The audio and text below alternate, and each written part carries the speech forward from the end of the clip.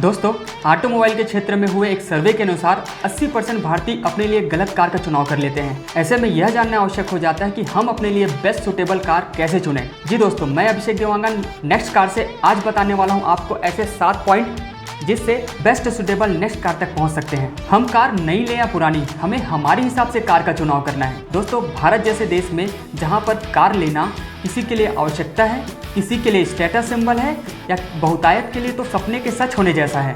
और कार हम बार बार तो नहीं लेते, इसलिए कार का चुनाव करते समय हमें सतर्क रहना आवश्यक है, क्योंकि कार डीलर, ब्रोकर और सेल्समैन आपका ब्रेन वॉश करके वो गाड़ी आपको बेच देते हैं जिसमें उनका फायदा ज़्यादा होता है। तो दोस्तों, आज की वीडियो को अंत तक देखिएगा और यदि आपने हमारा चैनल अभी तक सब्सक्राइब नहीं किया है तो इसे सब्सक्राइब कर लीजिए। और अब हम देखते हैं 7 ऐसे तरीके जो आपको अपने बेस्ट सुटेबल नेक्स्ट कार तक लेके जाएगी। तो दोस्तों, आइए शुरू करते हैं आज के हमारे पहले पॉइंट में, जो कि है अंडरस्टैंड योर नीड। अपनी आवश्यकताओं को अच्छे से समझिए। कार लेने के पहले आपको यह देखना ज़रूरी है कि आप कार क्या आप डेली यूज़ के लिए ले रहे हैं, या आपकी फैमिली बड़ी हो गई है इसलिए कार ले रहे हैं, या आप कार सीखने के लिए कार ले रहे हैं, या आपको एक स्टेटस सिंबल कार चाहिए। कहीं आप कार इसलिए तो नहीं ले रहे हैं कि आपके पड़ोसी, रिश्तेदार या आपके दोस्त ने कार ले ली है। तो दोस्तों, थोड़ा रुक जाइए, क्योंकि ऐसा करके आप बाद में पछताएंगे।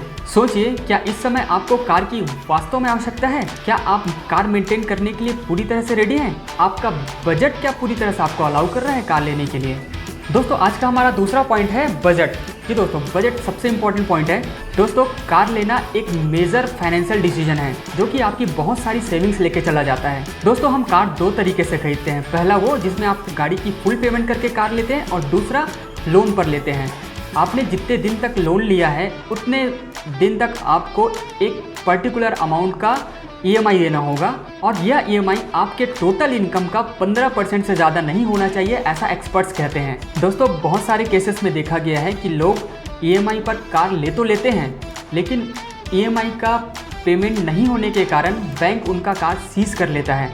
दोस्तों, ऐसा इसलिए नहीं होता कि वो कार अफोर्ड नहीं कर सकते थे, ऐसा इसलिए होता है कि उन्होंने अपने बजट और आवश्यकता के अनुसार सही कार का चुनाव नहीं किया होता है। दोस्तों, बजट तय करना इसलिए भी ज़रूरी है क्योंकि जब आप बजट तय करते हैं तो आप मार्केट में अवेलेबल कार्स को शॉर्टलिस्ट कर सकते हैं, जिससे आपको आसानी होगी। आप अपने बजट के अनुसार उन गाड़ियों तक पहुंच पाएंगे जो कि आपको बजट के हिसाब से बेस्ट सुटेबल होगी। तो दोस्तों, ये तो हुई बजट की बात। अब हम आगे बढ़ते हैं हमारे तीसरे पॉइंट, जो कि है सेगमेंट। दोस्तों, सेगमेंट की हम बात करें तो नॉर्मली हमारे पास अवेलेबल कार्स में 4-5 तरह के सेगमेंट्स होते हैं, जिसमें से सबसे पहला है स्मॉल कार। जी दोस्तों, जिसको हम हैचबैक कार भी कहते हैं। यह कार उनके लिए जिनकी फैमिली छोटी है, जिनको सिटी में या फिर शॉर्ट रनिंग करनी होती है, और एक बजट फ्रेंडली कार अगर आप चाहते हैं तो आप हैचबैक कार में जा सकते हैं। दूसरा होता है sedan car. Sedan car hatchback car से थोड़ी बड़ी होती है, थोड़ी लंबी होती है, जिसको अगर हाईवेज में आपकी ड्राइव ज़्यादा होती है, आप लॉन्ग ड्राइव करते हैं, थोड़ा कंफर्टेबल राइड चाहते हैं, तो सेडान कार आपके लिए बेहतर हो सकता है। इसके बाद दोस्तों आता है MUV, जिसको हम मल्टी यूटिलिटी व्हीकल कहते हैं। MUV में सीटिंग कैपेसिटी ज़्यादा होती है, थोड़ा स्पेस ज़्यादा होता है।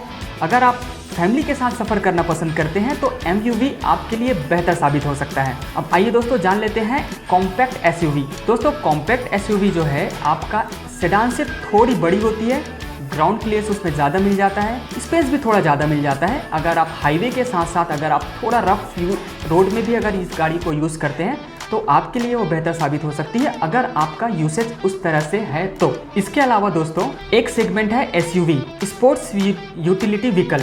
दोस्तों, अगर आप एडवेंचर पसंद करते हैं और आप अधिकतर आपका रनिंग जो है थोड़े रफ रोड में होता है, रनिंग ज़्यादा होती है, लंबी होती है, तो इसके लिए आप SUV प्रेफर कर सकते हैं।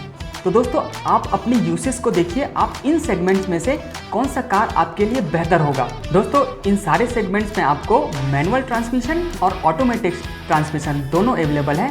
आप अपने यूसेज के हिसाब से आप ट्रांसमिशन का चुनाव कर सकते हैं। इसके अलावा आपको यह भी देखना चाहिए कि आपके पास कितना पार्किंग स्पेस है। दोस्तों, पर्याप्त पार्किंग स्पेस नहीं होने की वजह से आपको हो सकता है गाड़ी बाहर खड़ी करनी पड़े। बाहर आपका कितना स्पेस है? आप कहीं भीड़भाड़ वाले इलाके में तो नहीं रहते। अगर आप भीड़भाड़ वाले इलाके पर रहते हैं तो लेना चाहिए आपको हैचबैक कार, और यदि आपने SUV ले लिया है तो आपको परेशानी हो सकती है। दोस्तों, आइए हम आगे बढ़ते हैं हमारे चौथे पॉइंट की ओर, जो कि है टाइम। जी दोस्तों, आपको पहले से डिसाइड करना होगा कि आपको गाड़ी कब लेनी है, नेक्स्ट मंथ लेनी है या नेक्स्ट ईयर लेनी है। क्या आपको पहले से तय करके रखना होगा क्योंकि आपके एक्सपेक्टेड डेट पर गाड़ी की डिलीवरी हो पाए, इसकी तैयारी पहले से हो सके। हो सकता है आप अपने बर्थडे पर कार ले रहे हो सकता है आप अपने एनिवर्सरी पे कार ले रहे हो, या किसी फेस्टिवल में आपको गाड़ी चाहिए। इसके लिए पर्टिकुलर डेट के पहले सारी फॉर्मेलिटीज़ हो जानी चाहिए। खासकर फाइनेंस वाले केस में तो ज़रूर, नहीं तो आपको आपके एक्सपेक्टेड डेट पे गाड़ी की डिलीवरी नहीं हो पाएगी, जिससे आपको दूसरी गाड़ी, दूसरे मॉडल या दूसरे कलर में कंप्रोमाइज़ करना पड़ जाएगा। तो दोस्तों पहले से तय कर लीजिए कि आपको गाड़ी कब लेना है। दोस्तों अब बात कर लेते हैं हमारे 5वें पॉइंट, जो कि है फीचर्स पे। जी दोस्तों, सनरूफ एक फीचर है, इंजन पुश स्टार्ट एक फीचर है, लेकिन दोस्तों इन फीचर्स के लिए आपको एक्स्ट्रा 1.5 से 2 लाख रुपए पे करना होता है। तो क्या आप रेडी हैं? आपका बजट अलाउ करता है कि आप इन फीचर्स का ये करें?